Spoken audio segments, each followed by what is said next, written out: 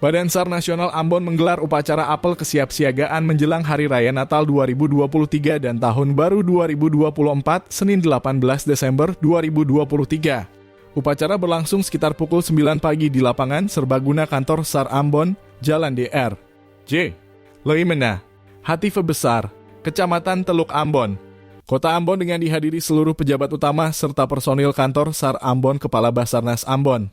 Muhammad Arif Anwar mengatakan bahwa apel siaga bertujuan untuk mendukung pengendalian dan pengaturan jasa transportasi, khususnya di wilayah Maluku dan sekitarnya menjelang Hari Raya Natal dan Tahun Baru.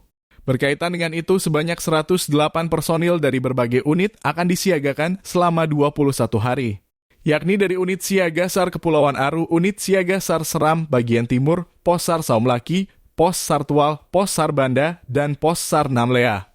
Mereka akan disiagakan dengan pergerakan-pergerakan ke tempat-tempat yang dinilai rawan terjadinya musibah seperti tempat-tempat wisata, pelabuhan, dan bandara.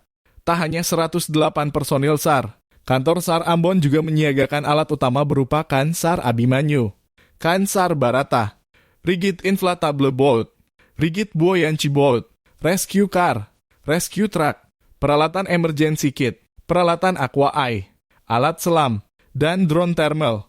Pelaksanaan siaga SAR khusus Nataru tahun 2023 dan 2024 akan dilaksanakan selama 21 hari terhitung dari tanggal 18 Desember sampai dengan 07 Januari, katanya. Lanjutnya, melalui persiapan ini diharapkan dapat terlaksananya pelayanan SAR yang cepat tanggap terhadap situasi-situasi darurat yang mungkin saja terjadi.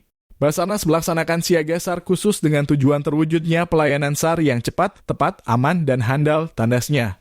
Adapun seusai apel gelar pasukan, Kepala Basarnas Ambon melepas defile kendaraan dan personil yang terlibat dalam siaga SAR khusus Natal 2023 dan Tahun Baru 2024.